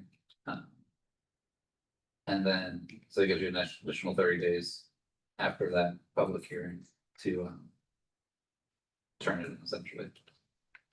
And then if you're finding the project or denying the project, you have to have a finding of fact establishing why. And specifically citing, which part of this ordinance, state law, or comprehensive plan, or the town zoning ordinance that doesn't comply with. Doesn't it confuse things to talk about a public hearing, like it's a separate thing? We just had this long discussion about how we're gonna have the public right to public hearing basically with each of the actual substantive steps. Yeah, I'd probably just put a final public hearing or final plan review public hearing in there.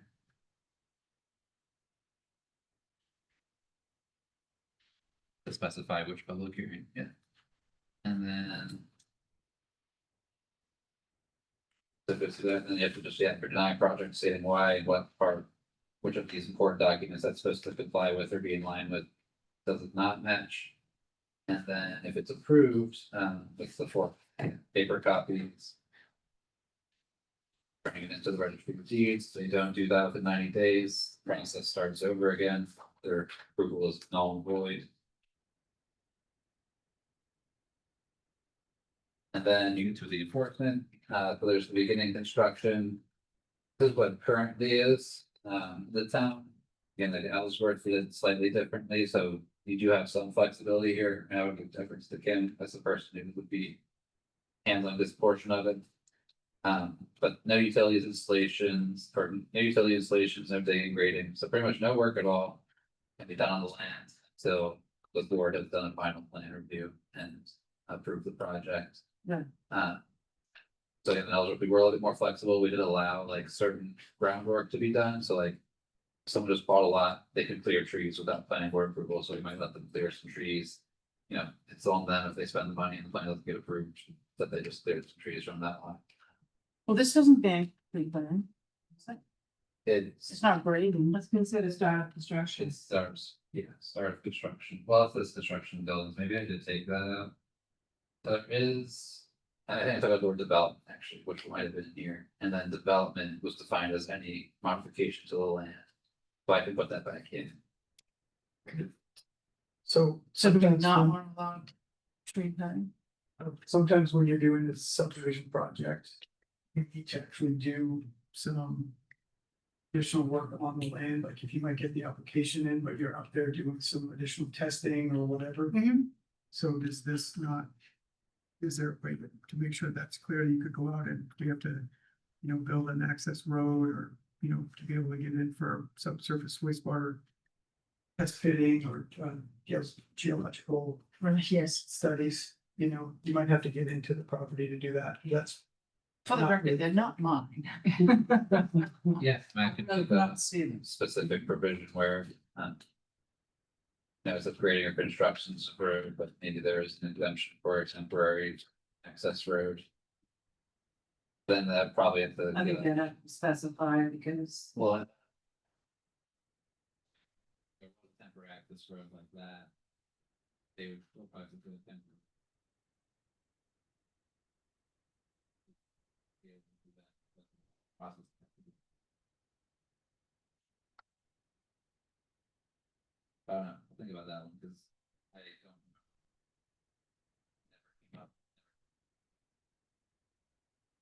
So what would we want to allow? That sort of temporary access for necessary testing, preliminary testing. Yeah. You'd want to allow somebody to do some pre-work. on the land. Well, like test pits. Most of that stuff, it's the problem before you get to an application Right. process, but there may be situations where you didn't do, like the board's asking for more information, you have to go back out there, you just wonder if this. Yeah, the septic's part of the review process. Yeah. You're gonna show test pits, it's all the development. You would have done it before you. Yeah, but that's what I'm saying, say on it. You wouldn't, well, you wouldn't have to necessarily go in with temporary road to do more test pits unless. Sometimes you have to do more work. So it's essentially just like if there's an exemption to the above, if like for the purpose of collecting more information with the board or as requested by the board. So necessary. For the application. Sorry. It's good catch. You got 4 minutes. Well, okay, the next part. Not as important as that, so essentially no construction until planning board approval. Then this is the after the approval part, just spelling out that any violation of the ordinance is considered a nuisance, and then it's an actionable thing, and stuff that came to do her job, essentially, just spelling out what her job is, and finding if there's any violations, if there are, follows the process for determining violations, reporting it, and then if, and this might be, I might have kept this from what was there, but maybe not Kim. But if you do want to take legal action against somebody, you take it before the select board, as they have a vote. The action. So I kept that the same. Yeah. And then minor amendments is, you know, again, so it's kind of coming up to some of that, something that was discussed. A different version of what we already discussed, but if something small has to get changed throughout the plan, in general. Change, it has to come back for the planning board. They. They showed that they had removed a tree. And they decided they don't actually want to. That's nothing substantial for the plan, so Kim can approve. A small modification like that. Without having to come back to the board. But then she has to make a. Report to the board essentially saying this minor modification was changed. But if there are major modifications, it has to come back. The planning board. And then. The procedure for sale of lots essentially saying can't sell any of the lots until like boundaries are fully established, and then. If you're building out a road in your subdivision, you have to maintain that road until. The town's accepting the road, the town has officially accepted it. Or if there's gonna be a road association, there you have to have sold and enough lots for the formation of a road association to be formed. So then. The builder. Or the subdivider or developer has to take care of the road, is responsible for all the infrastructure, So that's what you mean by other third party? Yeah. That would be the road association. Or it could be a Yeah. association. Sure. Appeals, it's just straightforward. If there's an issue with the subdivision, review by a planning board, it goes to Superior Court directly, it does not go to the Board of Appeals. I think that's the last section you guys have. Yeah, but I have, is that the only section that talks about amendments to like even previously approved subdivisions that have been approved? Previously, subdivision or review type, there's more. There what? There are type overview, so there's a next meeting, there'll be a full section on the. Okay. Put a time limit, please. 8 o'clock. No, I meant, no, I meant the year of the subdivision. So it's not one that was approved in 1980. I think there were reasons why you wouldn't want to put a time limit on. So like anything comes back, If it's ever been approved subdivision by a planning board, it has to come through as the revision. that's what I've been making people do, but it's like some of them are just, There's a- they're so old. it's certain- Yeah, and I know, so we can't change that. Okay, Are we on to item 4 on the agenda? this was published in the newspaper, by the way, on the first, this meeting. Right here. Is normal. There's no other under item 4. That only leaves us for item. Move to adjourn. Second. All those in favor? Bye. Right. Opposed?